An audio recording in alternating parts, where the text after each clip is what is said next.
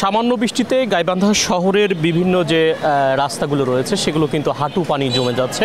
সম্প্রতি এটি গত কয়েক মাস থেকেই এমন দুর্ভোগ পোহাতে হচ্ছে সাধারণ মানুষকে।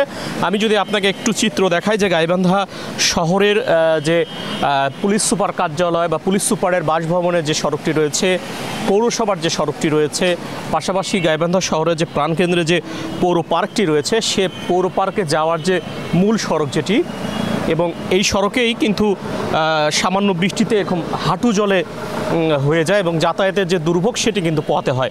এবং একটি কথা না বললে নয় যে সামনে ঈদুল আজহা আসছে, এ অবস্থায় যদি চলতে থাকে তাহলে সাধারণ মানুষের যেমন দুর্ভোগ হতে হবে, পাশাপাশি যারা ক্রেতা রয়েছে তাদেরও কিন্তু এই দুর্ভোগে পড়তে হবে।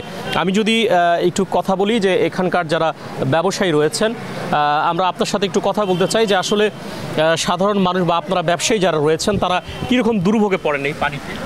এইখানে সামান্য বৃষ্টিতেই 25 বছর যাবত এই সমস্যা। সামান্য বৃষ্টিতে এই পৌরসভার এই রোডটি ডুবে যায়। আমরা অনেক ব্যবসায়ী ক্ষতিগ্রস্ত হই। সামান্য বৃষ্টির কারণে দেখা যায় যে দোকানপাটগুলো খুলতে পারে না বৃষ্টির কারণে। মানে একটু বৃষ্টি হলেই দোকানপাট বন্ধ রাখতে হয়, কারণ রাস্তাটা আসলে নিচে অনেক। এই রাস্তাটা থেকে সামনে ড্রেনটা অনেক উঁচা, ওই ড্রেনটা উঁচু হওয়ার কারণে, রাস্তাটা নিচে হওয়ার কারণে ড্রেনের পানিগুলো সম্পূর্ণ রাস্তায় নেমে আসে, যে কারণে পানিটা যেতে যেতে 5-6 ঘন্টারও বেশি সময় লেগে যায়। আর যে কারণে ব্যবসা বাণিজ্য সব বন্ধ হয়ে যায়, ব্যবসা বাণিজ্য পুরো বন্ধ হয়ে যায়। মানে পাবলিক এই রাস্তা দিয়ে হাঁটাহাঁটি করতে পারে না, গাড়ি ঘোড়াও চলতে পারে না। অনেক মারাত্মক সমস্যা, এটা 25 বছরের সমস্যা।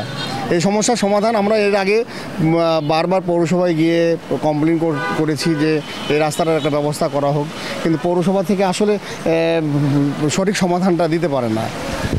ধন্যবাদ। আসলে উনি যেমনটি বলছিলেন যে পৌর কর্তৃপক্ষকে একাধিকবার বলা হয়েছে, তবে পৌর কর্তৃপক্ষ এ বিষয়ে তারা কোনো ব্যবস্থা নেয়নি, ফলে তাদের যে দীর্ঘদিনের যে সমস্যাটি সেটি কিন্তু এখন পর্যন্ত রয়েছে। তো এই ছিল আসলে নাগরিক দুর্ভোগের সবশেষ খবর।